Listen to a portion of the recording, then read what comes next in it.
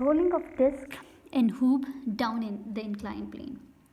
अब हम दो ऑब्जेक्ट्स लेंगे, एक मेरे पास डिस्क है और एक मेरे पास हूप है, और इसको एक इंक्लाइन प्लेन पे मूव करेंगे। चेक करेंगे कि इनकी वेलोसिटीज़, किसकी वेलोसिटी जो है ज़्यादा है और किसकी कम है, ठीक है। और इनकी वेलोसिटीज़ चेंज कैसे होती है, लाइक क्यों चेंज है दोनों की वेलोसिटीज़, ये हम देखेंगे इनमें, ठीक है। सबसे पहले डिस्क का मैं आपको बता देती हूँ डिस्क क्या होता है। डिस्क आपके पास एक कोई भी सॉलिड सिलेंडर हो गया, सॉलिड ऑब्जेक्ट हो गया, ठीक है। कैरम बोर्ड का जो डिस्क होता है वो आपके पास हो गया एक सॉलिड डिस्क हो गया, ठीक है। इधर इन्होंने डिस्क डायग्राम में सिलेंडर को बोला हुआ है, ठीक है, जो सॉलिड है, अंदर से फिल्ड है।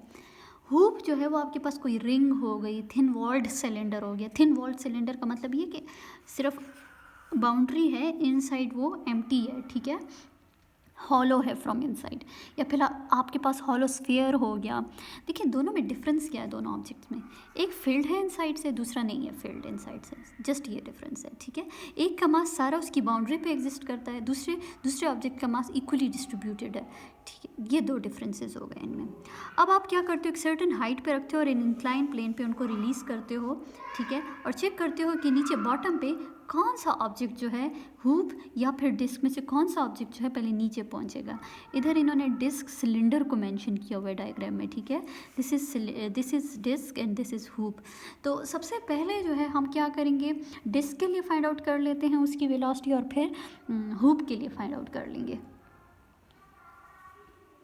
डिस्क के लिए देखिए, जब आप किसी हाइट से किसी ऑब्जेक्ट को फॉल करते हैं नीचे, तो हाइट पे उसकी एक सर्टन पोटेंशियल एनर्जी होती है, बट वो जब नीचे आ रहा होता है तो उसकी वो पोटेंशियल एनर्जी डिक्रीज़ हो रही होती है और it is gaining certain kinetic energy, ठीक है। तो हाइट पे जो पोटेंशियल एनर्जी है that has been lost and gain in kinetic energy has been occurred in its motion downward। लेकिन यहाँ पे चूँकि आप देख रहे हो जब ये डिस्क है या फिर हूप है, दोनों जो है ये कुछ ट्रांसलेशनल मोशन भी कर रहे हैं, मीन्स वहाँ से उठ के यहाँ आए हैं, ठीक है, और कुछ रोटेशनल मोशन भी कर रहे हैं, ठीक है, रोटेट भी हो रहे हैं, ट्रांसलेशन मोशन भी हो रही है।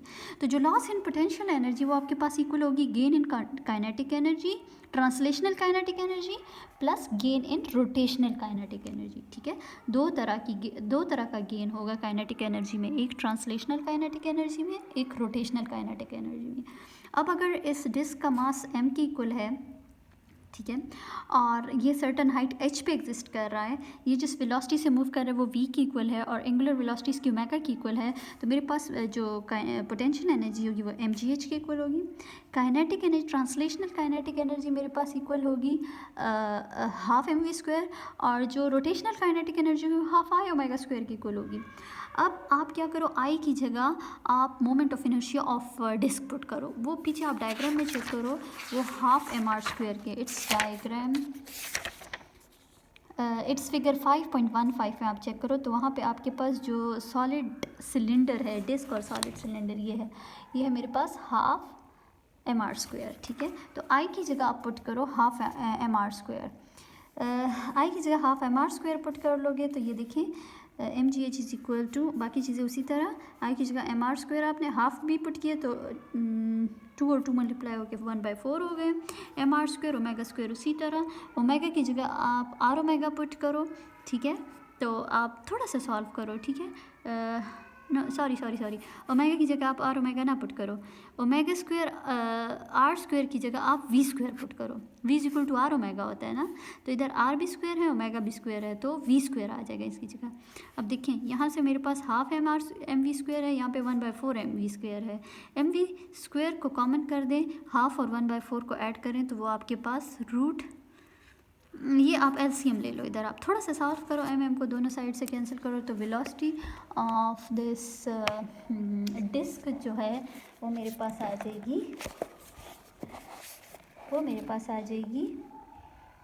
4/3 GH, ठीक है। ये this is the velocity of disc. इधर आप देखिए वेलोसिटी ऑफ डिस्क में मेरे पास कुछ भी नहीं है, सिर्फ g है, एक्सेलरेशन ड्यू टू ग्रेविटी है, एंड हाइट है, जिस हाइट से आप फॉल कर रहे हो, जस्ट ये दोनों चीज़ें हैं। आगे इसमें एक और पॉइंट है, पहले मैं फॉर हूप जो है ये एक्सप्लेन कर दूं कि इसकी वेलोसिटी कैसे आएगी। हुप के लिए जब आप वेलोसिटी फाइंड आउट करोगे तो अगेन जो लॉस इन काइनेटिक एनर्जी वो आपके पास gain in, loss in potential energy आपके पास gain in kinetic energy plus gain in rotational kinetic energy.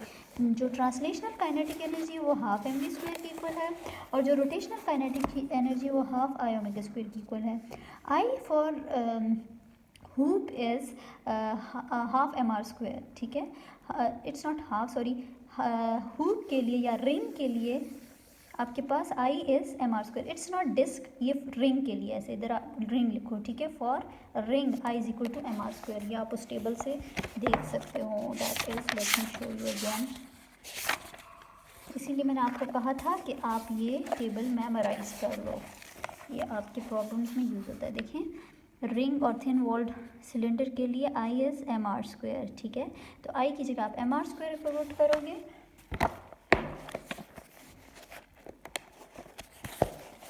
आई की जगह मैंने एम आर स्क्वायर पुट कर लिया, ये मेरे पास आई की जगह एम आर स्क्वायर आ जाएगा।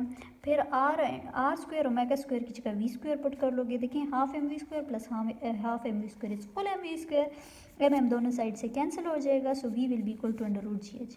अब इधर आप देखें, v is under root g h and there v is under root 4/3 g h, ठीक है।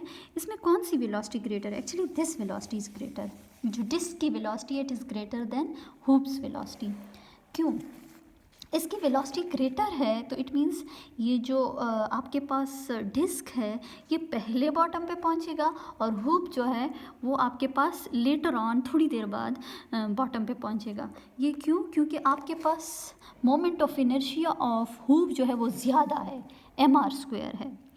Moment of inertia of hoop is greater than moment of inertia of disc, ठीक है। Moment of inertia of hoop is m r square, moment of inertia of disc is half m r square, ठीक है।